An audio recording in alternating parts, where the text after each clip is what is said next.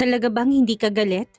Hindi kumbinsido si Rebecca sa nararamdaman ng lalaki. Hindi siya mapakali. Pakiramdam niya may mali. Si Sean ay nakaunan sa kanyang kamay habang tinatamasang tamad na pagtingin sa kanya. Bakit? Gusto mo ba talagang magalit ako? Hindi naman, iniisip ko lang. Siguradong nadismaya ka matapos maghintay ng matagal, hindi ba? Malungkot na sabi ni Rebecca. Sa kahit na anong paraan, matagal ka na naghihintay. Kaya ano ba naman ang isang linggo pa? Sa dilim ng gabi, ang tinig ni Sean ay malambot. May halong mababang tawa. Tinitigan ni Rebecca ang kanyang mukha at biglang natigilan. Sa totoo lang, magandang mukha ni Sean. Manipis ang kanyang mga kilay. Matangos ang ilong at may halong dugong banyaga ang kanyang itsura. Biglang bumilis ang tibok ng kanyang puso. Palagi nararamdaman ni Rebecca ang ganitong damdamin tuwing tinititigan niya ang lalaki. Pakiramdam niya napakaswerte niya dahil ang lalaking pinapangarap ng lahat ay nakakapiling na niya. Naisip ni Rebecca marahil dahil sa ilaw mula sa dingding na nagbibigay ng mainit na atmosfera. Kaya parang kakaibang mga mata ni Sean sa paningin niya. Sean, bigla siyang nagsalita, binaba ni Sean ng kanyang paningin at nakitang maputing mukha nito na kasing puti ng papel. Sagot nito. Tinatamad ang tinig. Nagtanong sa Rebecca. Anong regalong ibinigay mo kay Lola Delia kanina? Bakit gusto mong malaman? Napakunot ang noon ni Sean. Gusto ko lang itanong, gusto niyang tiyakin kung tamang hinala niya. Isang pulseras na jade. Matanda ng gina at mahilig siya sa jade. Malumani na sagot ni Sean sa kanya. Nagtanong sa Rebecca, binili mo ba ito sa jewelry shop sa may Fairview? Nang marinig to, bahagyang tumaas ang kilay ni Sean. Paano mo nalaman na doon ko yun binili? May inutusan ka bang tao para sundan ako? Hindi nakita kitang inutusan si Ita na pumunta doon at may kinuha siyang kahon doon noong isang araw. Mabilis na umiling si Rebecca. Tumango si Sean. Pero bakit mo biglang binanggit ang jewelry shop na yon? Gusto mo rin ba ang jade nila? Gusto mo bang bilhan kita? Hindi. Hindi niya binanggit ang jewelry shop na yon para humingi ng regalo. Ngunit tila mali ang pagkakaunawa ang nakuha ni Sean. Tinaas niyang baba ni Rebecca. Gamit ang daliri niya at may nakakalokong ngiti. Ayos lang kung gusto mo. Sabihin mo lang, ang isang magandang bagay ibibilin ko ito para sa'yo bukas. Tinitigan niyang walang pakialam ng mukha nito. Mukhang na-hypnotize mo na siya kaya naman napakabobo ng tanong niya. Anong magandang bagay? Ito ay, ngumiti si Sean at bahagyang lumapit. Idinikit niya ang kanyang manipis na labi sa tenga ni Rebecca.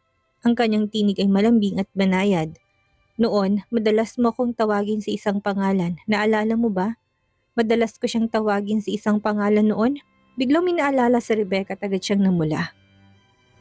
Ilang taon nang nakalipas, tinatawag niya ito sa una bilang formal na Attorney Mendez.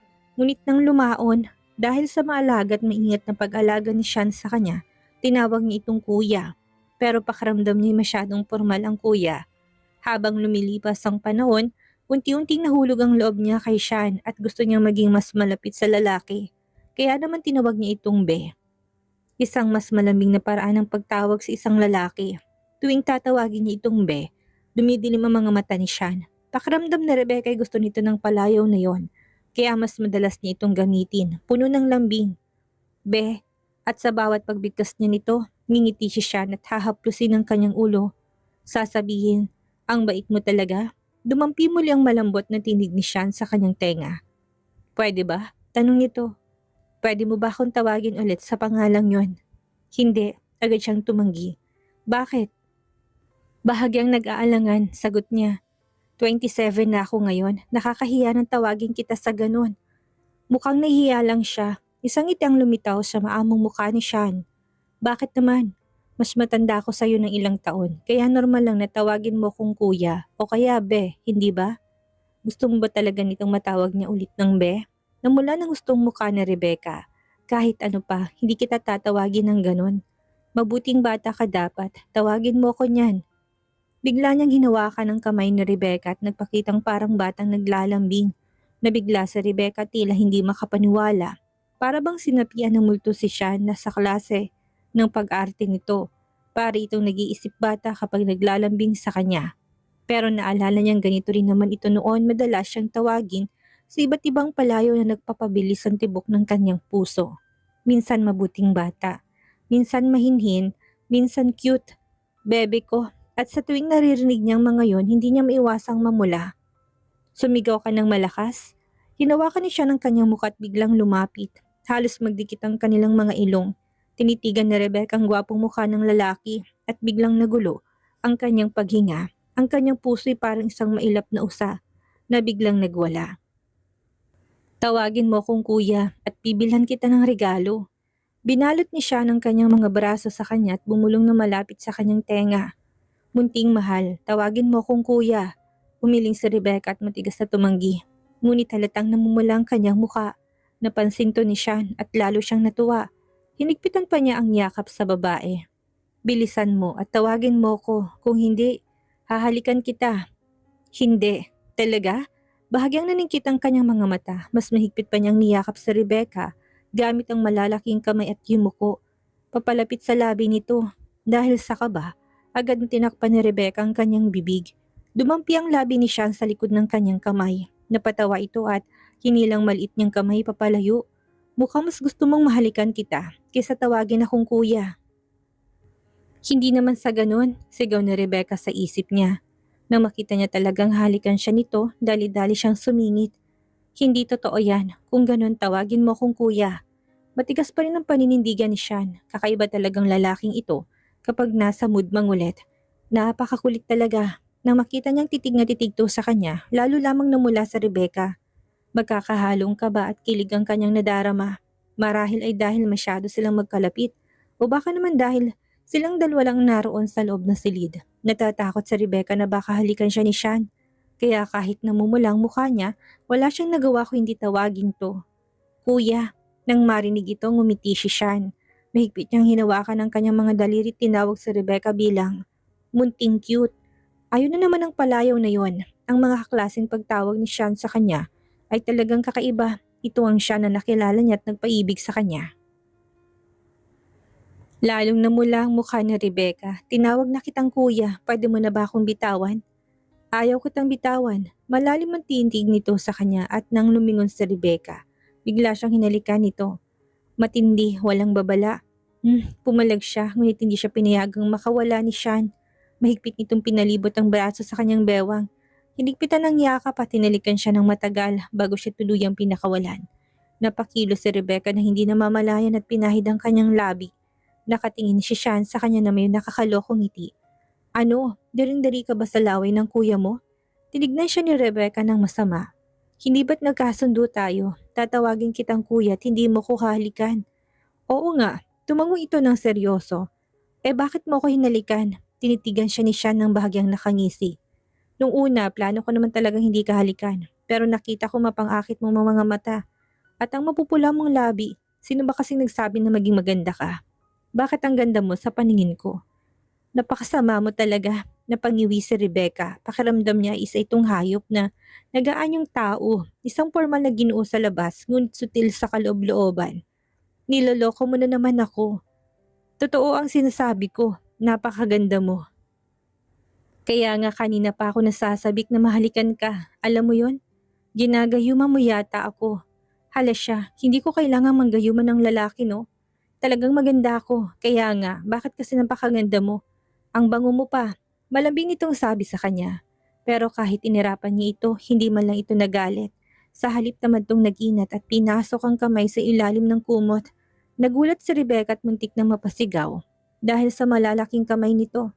Ngunit wala naman tong ginawang masama. Pinatong lang nito ang palad sa kanyang ibabang tiyan na may dalang banayad na init. Napaka-aktibo mo ngayon. Hindi ba sumasakit ang tiyan mo? Napatigil si Rebecca. Ha? Hindi. Tumingin ito sa kanya na may halong pagsusuri. Naaalala ko, tuwing may dalaw ka, palaging sumasakit ang tiyan. Nagsisinungaling ka ba sa akin? Baka kunwari lang na may regla ka para takasan ako. Hindi ako nagsisinungaling, paliwanag niya. Sumasakit ang lang ang tiyan ko sa pangalawang araw. Pero sa unang araw wala namang problema. Naisip ni siya nang sinabi niya at tumango. Ganun ba? Sige matulog ka na kapag sumakit na. Baka lumala pa yan. Kung ganun huwag mo nang hawakan ang tiyan ko. Nakaingos niyang sabi sa lalaki. Ngunit ngumiti lang si Sean.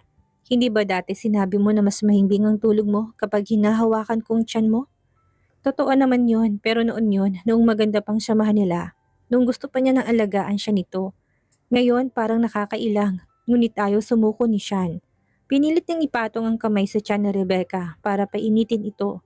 Sa huli sinabi ni Rebecca na pagod na siya, kaya siya na mismong nagpatulog sa lalaki.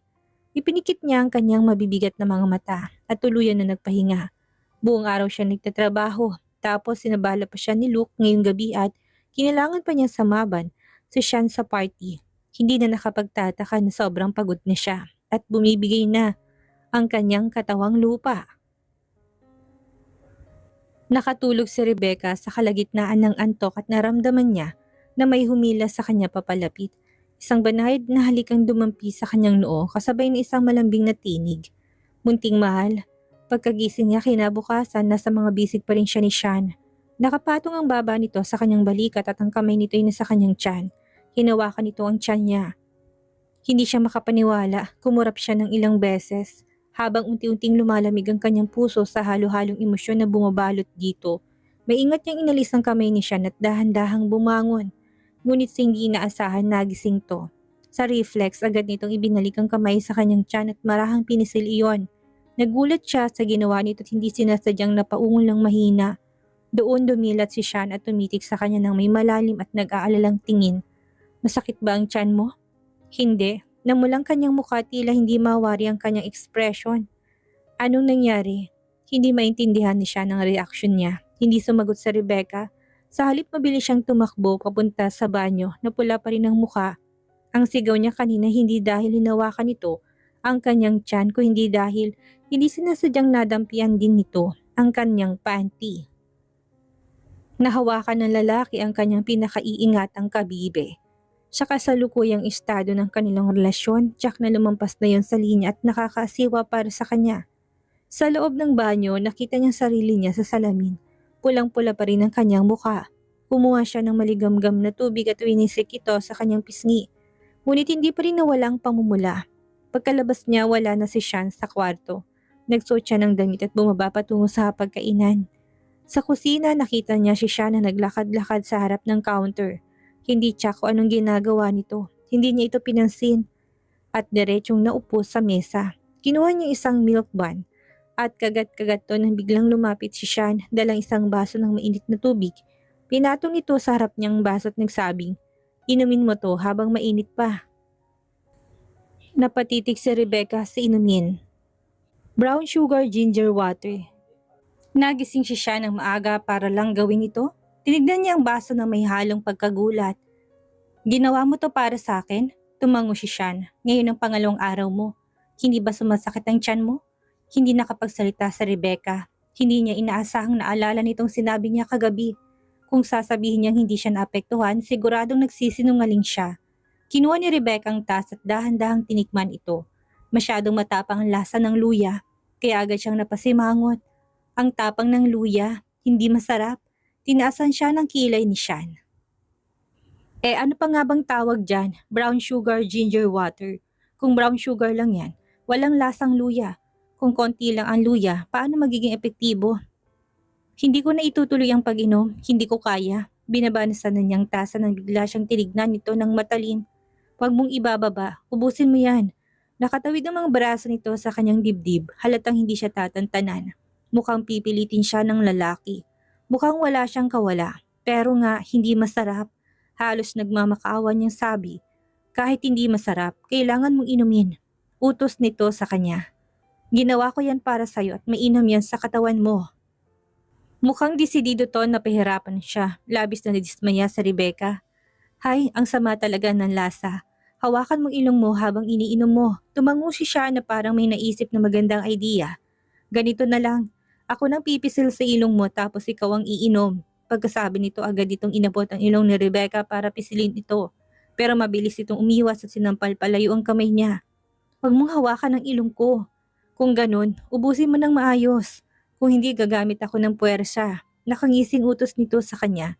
Sa huli wala nang nagawa si Rebecca kung hindi damputin ang tasa. Pisilin ang sarili niyang ilong at inumin ito ng isang lagok. Napangiti siya sa kasiyahan. Kumuha siya ng tissue at pinunasan ng labi nito. Ang tanda mo na pero parang bata ka pa rin. Ang dami mong natapon sa damit mo. Napatingin si Rebecca sa kanyang suot. Totoo nga, may 2 o 3 patak ng brown sugar ginger water sa kanyang mapusyaw na asul na blouse. Napabuntong hininga siya. Ay, hindi sinasadya. Aakyat na lang ako para magpalit. Sige, pero magsuot ka ng pantalon. Huwag kang magsuot ng palda ngayon. Bili nito sa kanya. Nagtataka na naman siya. Bakit naman? Ang palda may maaaring nagpalamig sa'yo dahil kitang mga binti mo. May regla ka, kaya dapat panatilihin mong mainit ang katawan mo. Yun lang pala, concern lang si Sean sa kanya. Napakagatlabi siya at hindi na lang nagsalita. Umupo si Sean sa tabi niya at nagpatuloy sila sa pagkain ng agahan. Kakaibang pakiramdam, tahimik pero puno ng init at lambing. Ang sarap makasalo ulit ng lalaking sa hapag na hindi sila nag-aaway. Bumaba si Calden na may bitbit na school bag. Pagkakita si eksena sa hapagkainan, parang hindi siya makapaniwala. Napakiskis siya sa mata at muling tumingin.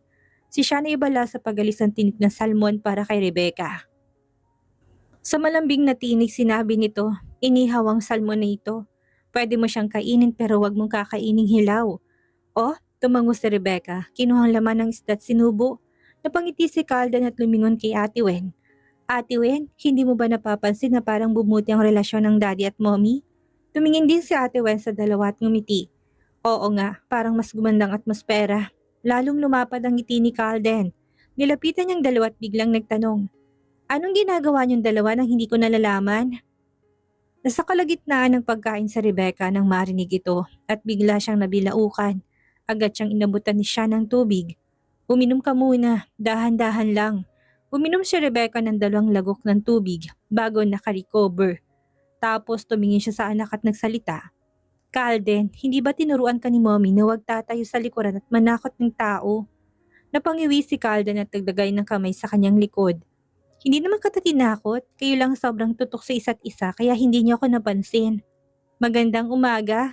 Binuhat ni Sean si Calden papunta sa mesa at sinabi sa bata. Sa susunod na gusto mong makipag-usap, tawagin mo muna si Daddy. Ang mami mo ay mahiyain at madaling magulat. Tama, tumango si Calden at nagtanong kay Sean. Anong oras kayo umuwi kagabi? Mga bandang 10:00 siguro, sagot niya. Sinabi niyang tulog na si Calden noon kaya hindi na nila ito ginising. Tumango ang bata. Ibig sabihin magkasama kayo natulog kagabi? Siyempre, sagot ni Sean na hindi masyadong pinag-iisipan. Pero tumaas ang kilay ni Calden at tumingin kay Rebecca. Bigla namang nakaramdam ng kaba si Rebecca sa klase ng pagtingin nito. Kahit na walang nangyari sa kanila ni Sean kagabi, parang may kasalanan siyang hindi maipaliwanag sa paraan ng tingin ng bata sa kanya. Pagkatapos mag-almusal, nagpalit si Rebecca ng sweater at maluwag na pantalon. Isinuot niya ang kanyang sports crossbody bag, kaya mukhang casual at relax ang kanyang itsura. Pagbaba niya, nakita niyang nagsusuot ng sapatos si Sean at Calden sa may pasilyo. Pagkakita sa kanya, inibitahan siya ng bata. Mommy, si Daddy naghahatid sa akin sa school ngayon. Bakit hindi ka na rin sumama? Naisip ni Rebecca na tama lang yon. Nakaramdam siya ng konting pagkakonsensya dahil ilang araw na siyang hindi nakakapaghatid kay Calden sa eskwelahan. Sabay nilang inihatid ang bata sa kindergarten. Pagkatapos noon, hinatid naman ni Sean sa Rebecca sa studio. Sa simula, maayos ang lahat. Si Rebecca ay abala sa kanyang cellphone habang si Sean naman ay nakatutok sa kanyang computer. Wala silang imikan pero halatang maganda ang kanilang samahan. Hanggang biglang tumunog ang phone ni Sean, tinignan niya ito at sinagot. Hello, Joanna. Sa kabilang linya, narinig niyang tinig ni Joanna, may halong kaba at luha. Kuya, may sakit si Eliza. Maaari mo ba akong samahan pabalik sa Amerika para bisitahin siya? Ang dating asawa ni Joanna ay may pagkamarahas, kaya hindi siya kailanman naglakas loob na makaharap ito na mag-isa. Alam ito ni Sean kaya kagad siyang pumayag. Ngayong araw ba ang alis mo? Oo, mataas ang lagnat ni Eliza at sobrang nag-aalala ako. Umiyak na sagot nito sa kabilang linya. Mabilis na sinabi ni Sean, huwag kang mag-alala, matagal naman bago gumaling ang bata kapag may sakit. Papabili ko ng ticket kay Ethan ngayon. Sakto rin na may kailangang ayusin si Sean sa Amerika tungkol sa kustodiya ni Eliza. Napagdesisyonan niyang siya na mismong sumama kay Joanna upang kausapin ang dating asawa nito tungkol sa usapin ng kustodiya. Pero sa pandinig na Rebecca, parang masyado nag-aalala si Sean kay Joanna. Ang isang taong napakakalmado sa emosyon ay biglang nagmadali ng marinig ang tungkol sa problema ng babaeng yun. At higit sa lahat, narinig niyang tinawag itong kuya ni Joanna. Bahagyang humigpit ang pagkakahawak ni Rebecca sa kanyang cellphone. Kuya, kailan pa nagsimulang tawagin ni Joanna si Sean ng ganon? Hindi siya nagsalita pero may kung anong hindi maipaliwanag na pakiramdam ang sumisikip sa kanyang dibdib. Biglang nahihirapan siyang huminga. Alam niya sa sarili niyang nagsiselo siya, pero anong karapatan niya? Sino ba siya sa buhay ng dating asawa niya? Ngayong dumating ng totoong mahal nito, nasalaylayan na lang siya at hindi na dapat umaasang may sila. Mabilis na tinapos ni siya ng tawag at agad na nag-ayos ng mga dapat gawin. Ang dati niyang kalmadong ugali ay may bahagyang bakas ng pagkabalisa. Magbubuk na ako ng flight ngayon, sabi niya habang abala sa pagtipa sa kanyang telepono. Ibinaba ni Rebecca ang tingin at kunwaring nag-focus sa trabaho pero magulo ang kanyang isipan. Alam naman niyang may sakit ang anak ni Joanna at responsableng tao si Sean pero hindi niya maiwasang mapansin na parang masyado itong nag-aalala. Higit pa si inaasahan niya. Makalipas ang ilang saglit, nagsalita siya ng casual ang tono. Aalis ka na ngayon? Sagot ni Sean nang hindi tumitingin sa kanya. Kailangang madaliin. Ilang araw na siguro ko mawawala. Tumangulan si Rebecca bilang sagot. Hindi na nagsalita pa.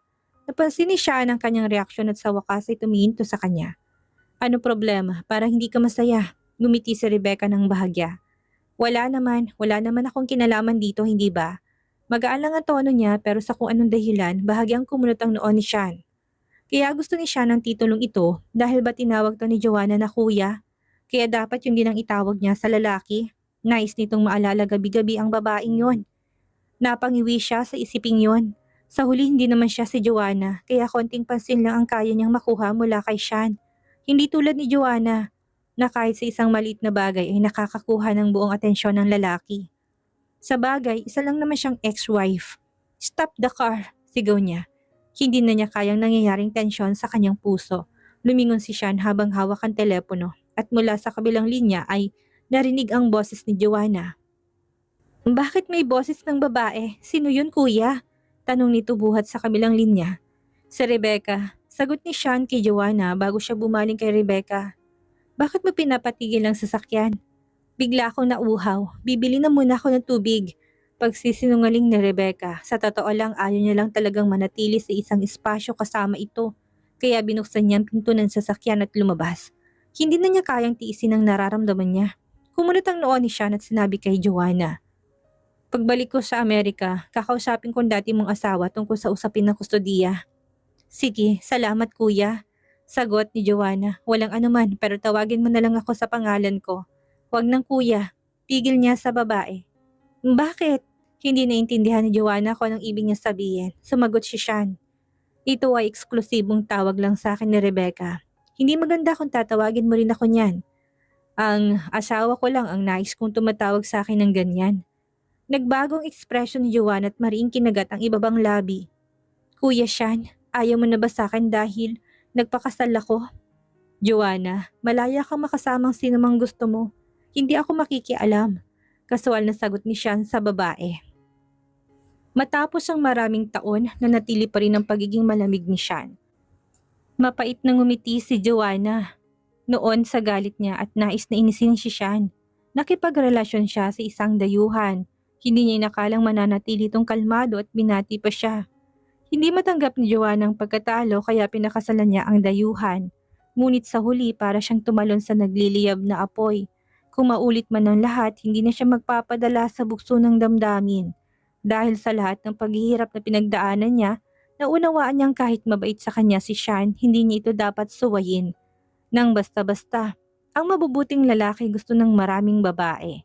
Kailangang makipaglaban siya at makuha ang puso ng lalaking gusto niya.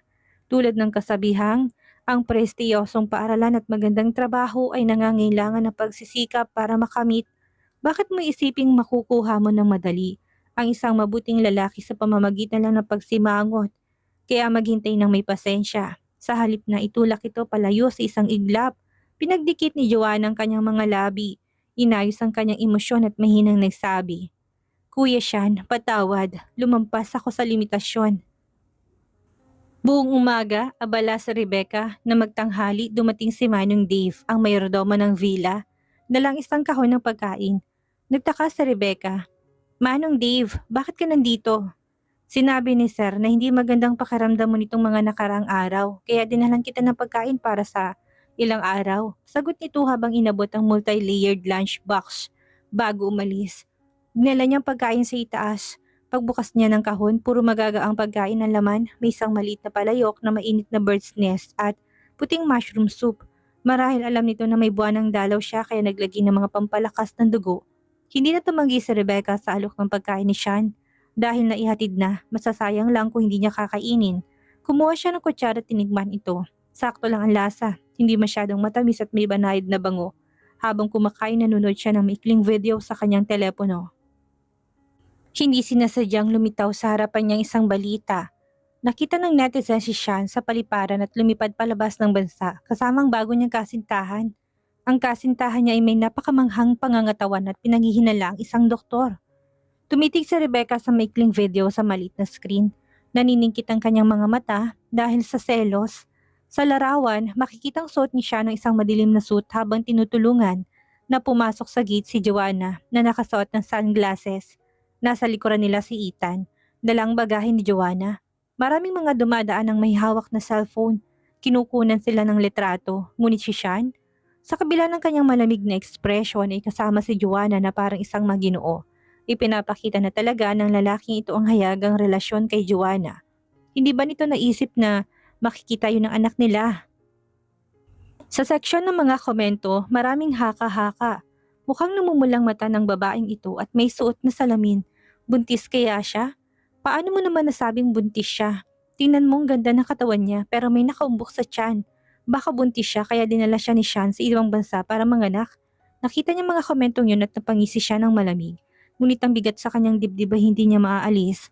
Ganito bang pakiramdam na nasasaktan kapag nagmamahal? Ang pagsiselos. Akala pa naman niya mapagtingin sa kanya si Sean, subalit lumalabas sa tama si Lynn Maniebo sa sinasabi nito tungkol sa lalaki. Bandang 7:00 ng gabi, bumaba si Rebecca mula sa gusali matapos tapusin ang kanyang trabaho. Hindi niya inaasahan na kagad siyang masasalubong ni Luke pagpasok niya sa parking lot. Noong sandaling iyon, sumakay si Rebecca sa isa kanyang sasakyan. Nang papasara ng pinto, isang brasong pumigil dito. Lumingon siya at nakita ng madilim na mukha ni Luke. Namutlang mukha ni Rebecca sa takot at nabilis niyang sinubukang isara ang pinto. Naghintay palang lalaki ito sa tabi ng kanyang sasakyan. Noong nakaraan, hindi siya nito nahuli kaya ngayon nagpalito ng estratehiya. Pero nakaipit ang kamay ni Luke sa pinto ng kotse kaya kahit na anong gawin niya, hindi niya maisara. Luke, bitawan mo! Sigaw ni Rebecca habang pilit hinihila ang pintuan ng sasakyan. Hindi siya pinakinggan ni Luke sa halip ay ginamit itong lakas ng kanyang braso para tuluyang buksan ang pinto ng sasakyan. Nalaki ang mata ni Rebecca sa takot. Lumapit si Luke, tinitigan siya gamit ang madilim nitong mga mata at malalim na boses na nagsabing, "Huwag kang matakot, gusto lang kitang kausapin." Ano ba talagang gusto mong gawin? Nanginginig sa takot sa Rebecca.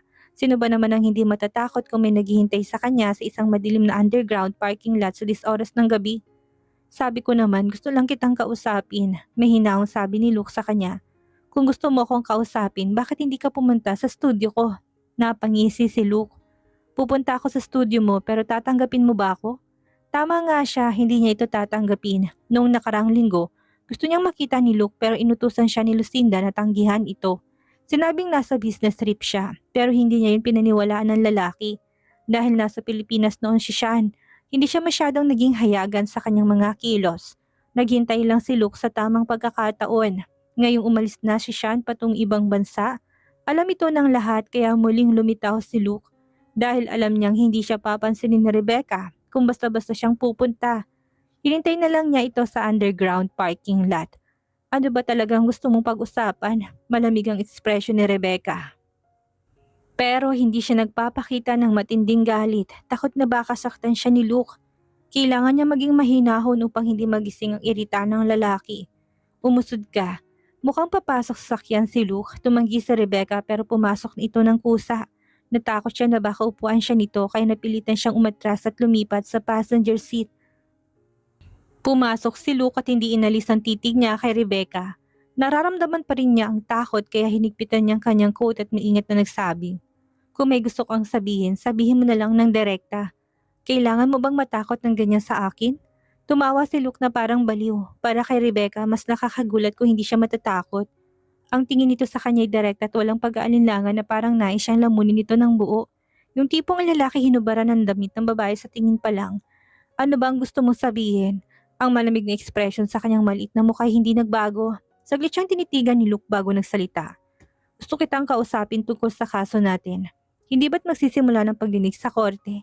Ano pang dapat pag-usapan? Nainis niyang sabi sa lalaki.